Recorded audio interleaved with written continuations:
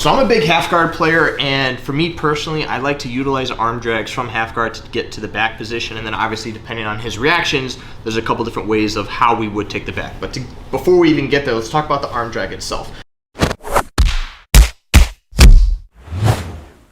You have to understand that when you are playing a good half guard, having a solid knee shield is going to be a big part of the half guard game. Now, if at any point during this series, when you're playing with this knee shield, if the hand instantly starts kind of posting or pushing down, this is an opportunity to start looking for the arm drag. And again, I'm not necessarily going to be able to reach with this bottom arm, especially if you're down here or if we kind of frame it up a little bit. So it's going to be one where you have to kind of feed from the back of the tricep, and I'm going to pass it to my other arm, and then we're going to continue the arm drag from there. So you do have to funnel it over. But again, if we're playing with this, understand that most attackers at this point are going to start looking to stuff the knee, get nice and heavy, and then again, they're going to start working to pass you either through the front. Ideally, most guys are going to look to pass you towards the back. But again, their job is going to be to stuff the knee. Now, realistically, they would love to be able to get the knee shield completely out of there and work into the top half guard. But if you have a good knee shield, their best option, again, is going to be to stuff it. So if they do manage to stuff this knee and they start kind of putting pressure,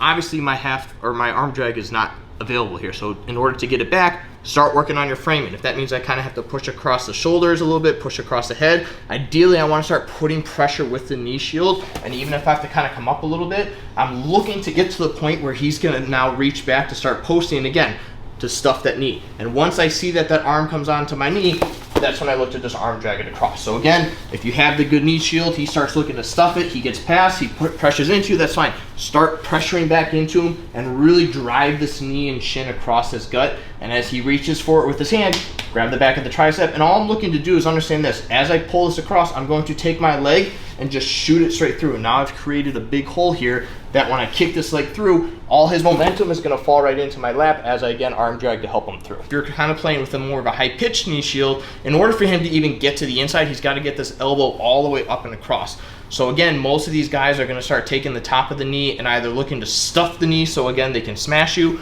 or they're going to look to grab the top of the knee and start kind of pulling it out so again that they can work towards the inside. So again, what I'm looking for is as I start applying this pressure, I'm looking for them to start kind of putting pressure on my knee. And again, if they look to try to stuff it at first, I'm going to give a little bit of resistance. I'm going to fight it so that he really starts putting in the effort. And once I'm ready, again, I'm going to not only kick my leg through, but I'm grabbing the back of his arm, feeding it to my other hand.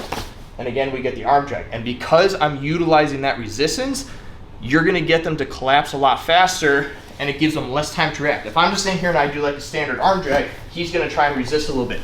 But when I create pressure and then he pushes back into me and then I arm drag, the arm drag itself is very minimal compared to his own momentum coming forward, so it works in my favor. So you've created pressure, you've gotten him to post or start pushing down on his leg, hoping to stuff it. We've initiated the arm drag and we start working towards the back from here. Couple key points. One, I need to make sure that my chest instantly goes behind his shoulder, behind his tricep. I do not want to arm drag and then leave all this big space to where I'm coming up. Because again, if this guy's fast enough, he's either gonna come up, he's gonna sit out, he's gonna work to get away, so then you're gonna lose the opportunity to get the back from there. So the moment that I start arm dragging, I have to now take that empty space and fill the void with my own chest. This is key. Because now, if he goes away from me, I can follow. If he pushes into me, I'm right there. So I want to make sure that I immediately replace, and again, this is kind of like a rule of thumb for any arm drag, no matter what position you're in, I have to replace that space with my own body. Opposite hand, typically you're looking to get up and reach behind the lat if possible.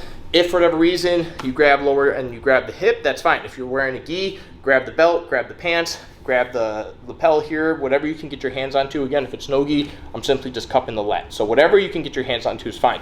Once I've secured the chest, I've secured the cross grip, I now want to take my arm drag hand and I can release it from the bicep, and typically I want to shoot for the wrist. Now I like to do the flashlight grip so that I can instantly start extending this arm across his body, because again, his initial defense is going to be start working this arm back across, so again, he can start smashing you and get back in the top half guard. So I want to make sure that once we get up here, I now switch and I start stuffing this arm as far across as possible. So again, I'm now collapsing his framing, I'm preventing him from being able to post, and it allows me to start working towards the back a little bit faster. And understand this, when you are transitioning all these grips, one grip at a time. Don't try and take too big of a bite where I arm drag and I'm doing like all of this at once. I want to make sure I'm securing each of the checkpoints. So the first checkpoint, my body behind his shoulder. Second checkpoint, I'm grabbing the crossbody lat or whatever you can get your hands onto, but we're looking for a crossbody grip.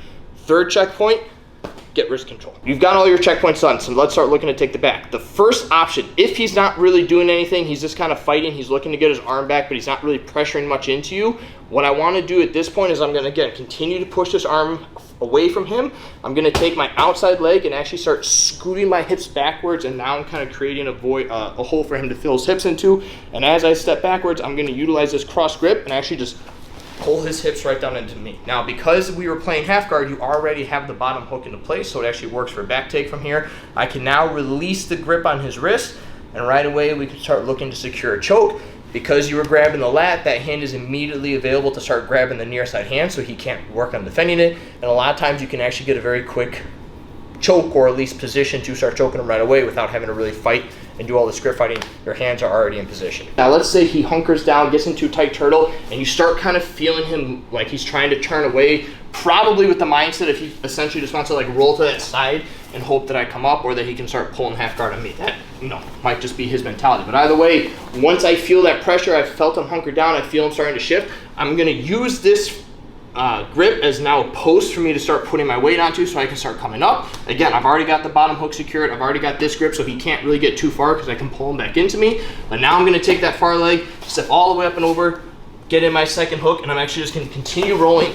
And again, we've got both hooks in. You can start looking for any sort of variation of the rear naked choke, but again, you've got the back ultimately.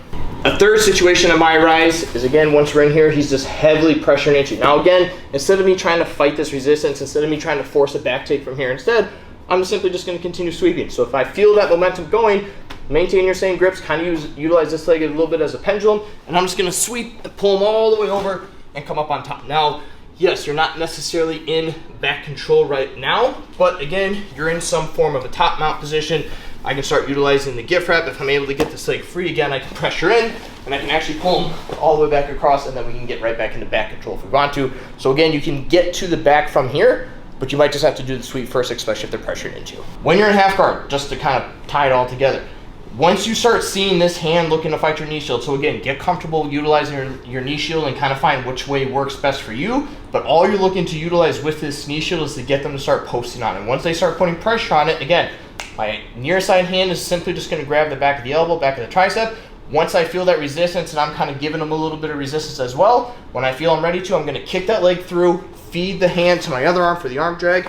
Immediately we sit up, we close the distance, we get our chest to the back of the shoulder. I grab the cross body grip, switch to the wrist grip, and then again, depending on their reactions, I'm either scooting, pulling you into my lap, coming up and over, or again, we sweep them, go to gift wrap, and take the back from there.